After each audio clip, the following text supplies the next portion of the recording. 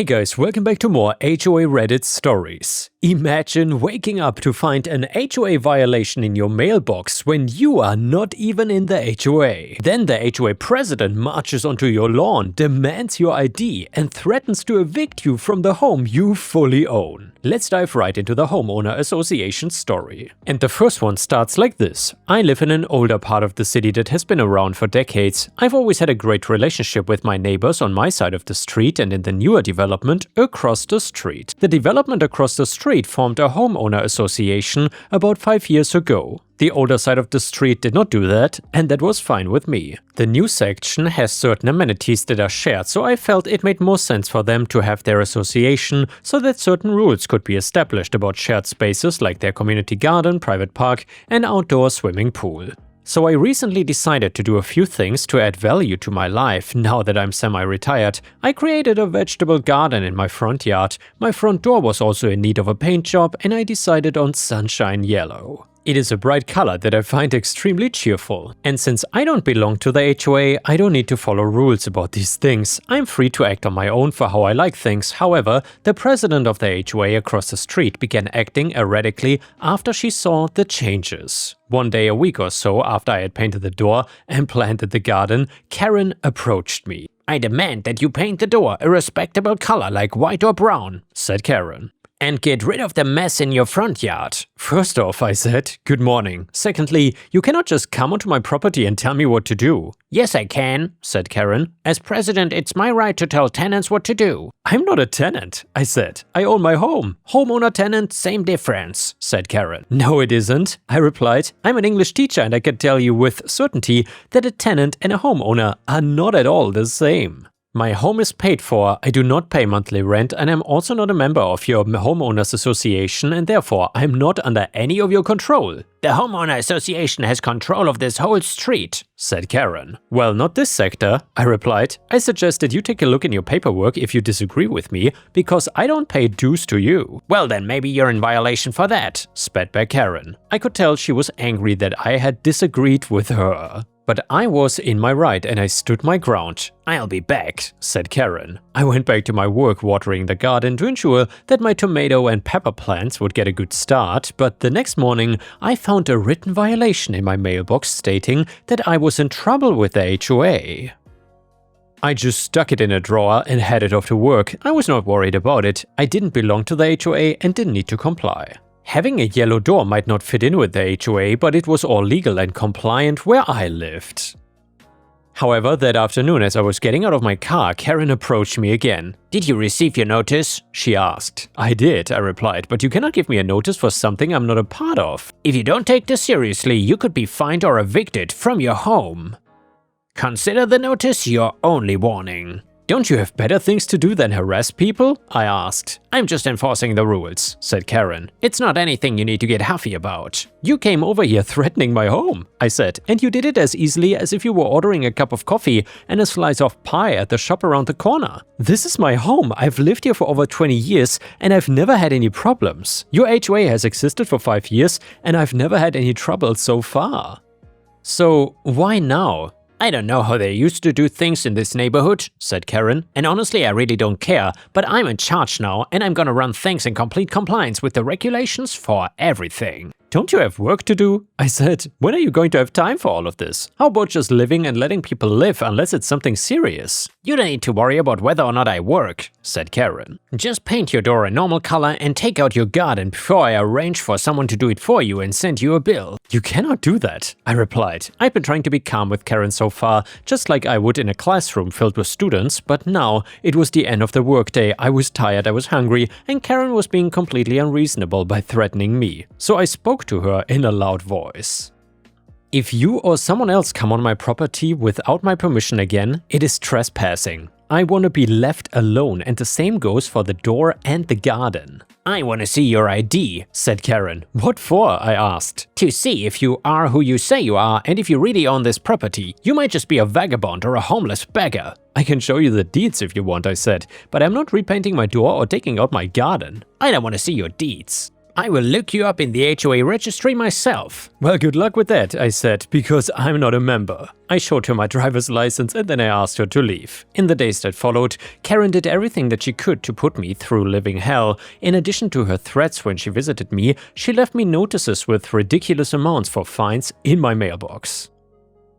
She also put up a document in the mailbox in regards to a lien on my property, stating that there were unpaid HOA dues and that they could take away my property even though I never joined the HOA as a member. I knew that I owned my home and that I did not need to pay whatever she was stating. However, I also knew that ignoring the problem was not gonna make it go away. I started writing down every document that I received in my mailbox and each time that Karen came over and spoke to me.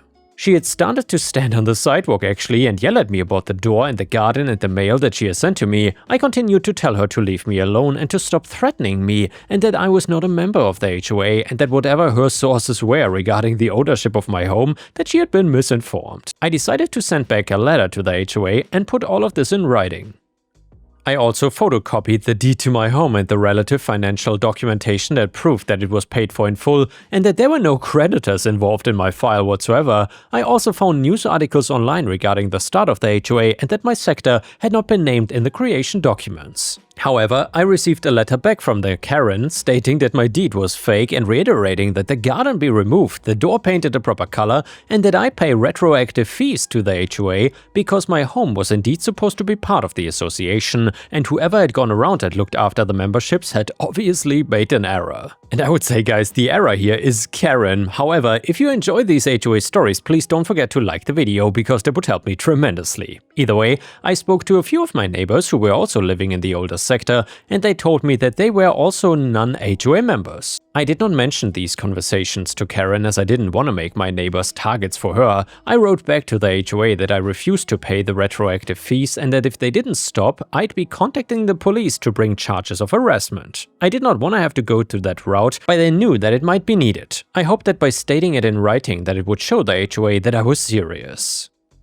I was also wondering where the other members of the HOA were because Karen was the only one that I ever had any interactions with. Next, I began to receive notices and fines by certified mail, so I had to sign when I received a letter, and each letter had a different fine in it. They ranged from $2,500 all the way up to $5,000. Anonymous posts with photos and gossip about me began to show up on social media posts for my community. I could not prove who had made them, but I expected that Karen was behind it. I wrote on the community groups asking the administrators to please remove the posts, however, they still stayed up. I wondered how that could happen. I began to get false notices by mail. They got worse too over time, false code violations and a threat for a lien against my home. I began to feel physically ill by the situation, and it didn't matter how many times I wrote back to the HOA, even sending my own certified letters, the threats and intimidation just kept coming. By the time a month had gone by, I knew that Karen was relentless and would not stop until I either did what she wanted and paid all the fines and fees, or I moved. And I knew moving would not be a real solution here. For one, I loved my home, and secondly, anyone who bought the place would be faced with dealing with Karen, and they wouldn't have the history that I would about the neighborhood. So I assembled all of my documents and made an appointment with a real estate lawyer. At this point, I'd had enough. She doesn't have any authority, said the lawyer. I will write up a cease and desist letter stating as much and asking her to stop the harassment. Hopefully, once she sees that you have legal counsel, she will stop all of this. I hope so, I replied. This is all too much for me to try and deal with. Karen is relentless and I don't know what to do anymore. Don't hesitate to contact me again if you need to, said the lawyer. You have plenty of evidence to make your case against her if it comes to that. Karen came to see me after she received the letter. She stayed on the sidewalk and just shouted at me. The HOA attorney says that I have jurisdiction. Then I guess I will see you in court, I said, and I meant it. I told my lawyer what Karen had said, and she sent a letter asking for the contact info of the HOA lawyer. She hoped that we would be able to keep things out of court if the two attorneys could speak and sort things out. I hoped so, but in the meantime I received a notice of a lien against my property for the amount of $8,000. I went back to my lawyer. Now what? I said. This is a fraudulent lien, said my lawyer. We are not just talking about harassment now, we are in actionable legal territory. We filed a lawsuit against Karen personally and the HOA for harassment, intentional infliction of emotional distress, and filing fraudulent liens. She also filed for an emergency motion to have the fraudulent lien expunged, and the answer did not take too long. The HOA was stunned to learn the truth, because it seemed that Karen had not been honest with them about many things, including her knowledge of the rules. They removed her as president and board member and asked if they could settle with me. The case with Karen went to court and she ended up having to pay me over $20,000. A permanent injunction was also filed against Karen, preventing her from ever being able to contact me again. The false online info was also removed. The county records had clearly documented that my property was not part of the HOA. With Karen's reputation ruined, she eventually sold her home and left the neighborhood. And the next one is a malicious compliance story that you don't want to miss. It is titled Ghosting and Loving It. So recently, my company introduced a new process for supplying customers with expensive consumables. Previously, this process involved a lot of direct communication, numerous emails and face-to-face meetings with customers to understand their needs. However, while I was on PTO, everything changed. Without any notice or consultation, a completely new system was implemented. My team, which used to handle about 65% of the previous process, had no involvement whatsoever in designing or approving this new method. Now, instead of collaborating directly with customers and colleagues, I've been given a standardized form divided into 4 sections, one for me, one for sales, one for logistics, and one for territory assistants and managers. My section of the form is minimal. All I do is indicate how many boxes to supply. Critical details such as who the customer is, where the order is going, pricing adjustments and preferential rates, information I use to manage, are no longer included. To make things worse, customer details on the forms are often incorrect. I used to fix those errors in the system, but I no longer have permission to do so that's now handled by head office. Even though I know my customer base well and try to provide accurate updates, my emails now bounce back. When I raised these issues, I was simply told to follow the form and not deviate. So I did. I completed my section, sent it to the designated address and moved on. Nothing happened until months later when a customer called to say that they were running critically low on consumables. I escalated the issue to my manager, but by that point I'd already submitted 24 forms without any feedback or visible results. Recently, while I've been off recovering from surgery, I received an email asking for the same data I used to provide under the old system. I've chosen not to respond. That information is scattered across old emails and records, and it's no longer my responsibility. Ironically though, the new process that was supposed to reduce costs and simplify operations has left 3 department heads confused and unable to proceed. They don't know the customer names, product details, we have 197 different products, or the order history, only the number of boxes. The system they rely on cannot function without accurate data input, and since I'm now strictly following the form as instructed, that data is not being entered anymore. In short, the new process has stripped away the practical knowledge and collaboration that once made the system work. It is now inefficient, confusing, and ultimately counterproductive. And the next one is a petty revenge story. It is titled, I'm sorry, who are you? For some context, I've, 20 female, been bullied all my life and have been in recovery for a multitude of things for the past year or so. I go to university in the same city I grew up in, so there's a high chance of me coming across people who went to previous schools or who hurt/bullied me. I was well known for being bad-tempered and easy to wind up when I was younger. What happened? I was in the pharmacy waiting to pick up my prescription when someone shouted something at me. I pretended not to hear them, and they shouted again. They ended up getting frustrated, tugging on my arm. I twisted around and immediately recognized who it was.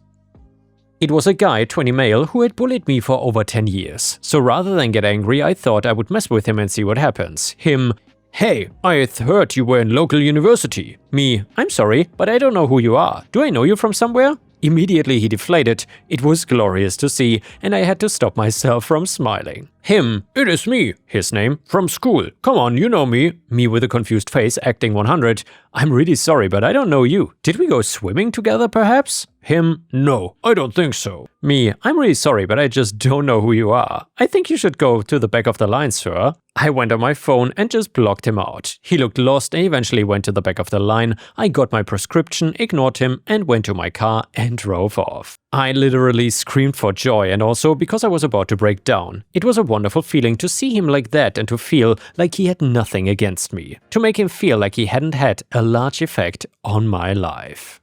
Either way, the next one is a malicious compliance story. And if you have enjoyed this story so far, please don't forget to subscribe to the channel because we are getting close to 130,000 subscribers. Thank you so much. I love malicious compliance. Our neighbor reported our old but sturdy shed to the city for being too large without a permit. The inspector comes out, measures, but nope, the shed is well under the size limits and does not need a permit. The husband then starts asking questions about the rules and gets all the specifics on what is allowed. The shed is old and very basic, why not have a bigger, better shed? Oh, and by the way, the inspector knows the neighbor. She used to work in the planning department, knows the rules, and clearly was just trying to make trouble. He looks into her property and says that he can see a good half-dozen issues if we would like to report them. We laugh, but nah, we are gonna go to the malicious compliance route. We rip down the shed, hoping the neighbor is smugly gloating to herself. We then do nothing for 3 weeks, well, except draw plans, buy material, lay the foundation, and line up a couple construction friends to help. Then one Saturday, our glorious big new shed goes up. Now, we hadn't heard from this neighbor in the 3 weeks, but now she is asking about our new shed. She would love to see inside if we don't mind. And we did. Cue another inspection notice for building a granny flat, the shed on our property, and obviously the inspection goes fine. Well, except those violations on neighbor's property. That unpermitted open fire pit built right against the retaining wall and fence is a concern, and we don't want it burning down our new shed. She's got a couple guys out there right now, jackhammering out concrete. I think I'll go offer them some cold drinks from the mini fridge in the new shed. And the next one is a pond drama story. This happened some years ago. I bought 4 acres and a house out in the country. The neighbor in this story has about 6 acres. The people I had bought the property from put in a small pond several years before, and when they did, part of the raised ground surrounding the water went over the neighbor's property line by maybe 5 to 10 feet. I did not know about the property line issues when I bought the place. About a year after I moved in, my neighbors decided to have a fit about the property line. So they claimed the previous owners had promised to move the raised area, and if I did not move it, they would. Plus they would take me to court about it. After going back and forth about it with them, threatening lawyers and coming to my work to argue about it, I told them I would move it. So then I contacted a guy with a small bulldozer and I told him that I wanted him to reshape the pond. It was summertime by then and the pond had mostly dried out as it was shallow. I wanted it deeper and to move the dirt on the neighbor's side inward by a few feet. Now for the malicious compliance. Making the pond deeper and moving the dirt wall meant that I now had a lot of extra dirt that needed to go somewhere. I told him, pile that dirt up along the neighbor's property line as long and as high as you can make it so that it blocks the view between our 2 properties, which he did. The new dirt wall between my neighbor and me stretches from the pond to most of the way down the property line and is about 10 feet tall. My neighbor was pissed, but there wasn't anything he could do. There's a ruling that says no structures on the property line, but dirt is not a structure. He tried to get the local neighborhood board involved, but I just ignored their letter offering to move the dirt for free, as they did not have a case and I liked having the dirt wall between us. And yeah guys, I guess that is how you get malicious compliance / revenge on someone with a simple dirt wall. And by the way, Ripe Stars, if you ever had any interesting disputes with your neighbors, then feel free to please post them either here in the comments on Reddit at r/ripestories or send them to my email at ripereddit@gmail.com. Thank you so much in advance, I would love to read your story. And now let's move on to the next story. It starts like this. If any of you, like me, live in the UK, you will know how hot our summers can get. Well, let's be honest, they don't get that hot. We are just not used to the heat and our houses are not equipped for keeping heat out. You will also know that pools are uncommon here, and the next best thing being a homemade slip and slide or a paddling pool that can fit no more than 2 toddlers. So yes, I know that the heat is usually an issue, but I would never have thought anyone would go to the lengths my neighbor did to cool down. I'm calling her my neighbor for the sake of this story, but in reality she lives about a 5-minute drive away from me, all the way down to the bottom of the town. I was fortunate enough to inherit a lovely property from my late grandfather. It's a quaint little rural property at the top of a town in the north of Wales. The land stretches for a good few acres and the house itself is set atop a small hill that stretches all the way to a small river near the bottom. It is a lavish property to say the very least, and in this economy I'm very lucky to own it. I've done my own refurbishments over the years, the main one being adding an outdoor pool next to my house. It took a lot of money and time, but once it had been done, it added nearly 100k to the property value. In the winter, it's not much use of course, but in the summer, it really is a blessing. So that takes us to the start of this story, when it was the first few weeks of July and the air was heating up. A woman had knocked on my door. "Hello, would you mind if we used your pool?" a woman asked as I opened the door. She gave me a sweet smile and I would have said yes if it was not for 6 children standing behind her, all of which looked to be full of cold. "I'm sorry, no," I replied and began to shut the door. "Why not? What on earth is the issue?" The woman put her foot out to stop the door closing. "You have 6 kids with you. Kids make messes and they all look ill." "These are my kids and I can promise you they don't make any mess, nor are they ill." "Well, they look certainly ill. It's just a bit of a summer cold, everyone gets it. I'm sure you will cope." "Look ma'am, I'm sorry, but you cannot use my pool." She stared at me for a moment as if thinking I would cave and just let her use it if she stared long enough. "Why don't you go to the public pool? It's half a mile south of town," I suggested, to which her face scrunched up. "We cannot use a public pool. Think of all the germs that are just swimming around in there." She flailed her hands to emphasize this point. "So germs are a problem for you, but they shouldn't be for me?" I asked with a smirk, knowing I had caught her in a knot. She stumbled over her next words before turning around and stomping off to her car, and the kids following. I stupidly thought that would be the end of that woman, but alas, the next day she was back and this time she had another woman with her and her kids once again. "Hey, my sister is saying you won't let her use this pool, but I think that cannot be right, because who would deny someone of such a small request?" the second woman asked, batting her eyelashes. If it was not for the persistence and rudeness of the last woman, I probably would not have minded them using the pool, but hey, they were just being ridiculous now. "It's my pool, you're not entitled to be able to use it," I replied, scything as I crossed my arms. "That's ridiculous. We came all this way and now we cannot use this pool?" the original woman asked. "Again, it's my pool, so no." "At least we asked. We could have just jumped in." "Gosh, how can you be so… you know what, I think we all got off on the wrong foot. I'm Julie. I live at the bottom of the town near the shops. Me and my family don't have the luxury to have such a pool, and as you know, it has been roasting this time of year. Would there be any way we could use your pool for as little as 10 minutes? Julie, the original woman, asked. "I'm Sam, and you know what? Sure, as long as you promise to clean up after yourselves. And this is a one-time thing, okay?" "Thank you," Julie screeched, and the 2 women and 6 kids ran off and jumped straight into the pool. They had come wearing their swimming suits. I sighed, annoyed that I ended up caving to their wishes, and went inside. Half an hour later, I could still hear them outside, but they were not being too loud, so I just let them stay. I remember falling asleep and waking up to silence, and looking outside, I saw that they had gone. But had they cleaned up after themselves? Of course not. There was food wrappers all over the place, the deck chairs were in different places, and some of the flowers I had planted near the pond had been trampled on. So wow, this is what I get for graciously allowing them to use my pool. I cried, angrily cleared up the mess, muttering to myself as I did so, "They better not come around again, or I swear." Alas, they did, the following day. "Hi Sam. I know you said it was a one-time thing, but could we perhaps use your pool again?" Julie asked. She had her children with her again, plus a few other friends. "No, you left my pool area in an absolute state the other day. I might have agreed otherwise." "Listen, you know how kids are. You said your kids don't make a mess, and I thought even if they did, you would have the common courtesy to clean up after them anyway." The woman looked between her friends, all of their expressions unreadable, but I learned later exactly what they were silently plotting. "You're right, we should have cleaned up, and it was rude of us to come asking again. Good day." And with that off they went. At 2 in the morning that night, I woke up to the sound of loud music playing outside. Alarmed, knowing I live quite isolated, I dashed to my window to look outside where the music was coming from. I nearly fainted when I saw what was happening down below. Julie was in my pool along with her kids, strange time for them to still be awake by the way, plus the friends from earlier, and about 20 other people that she must have dragged along. She was basically throwing a pool party in my pool on my property. I dashed downstairs as fast as I could. "What are you all doing? Get out of my pool right this instant!" I demanded, halting the music on their record player. "No, we are here now."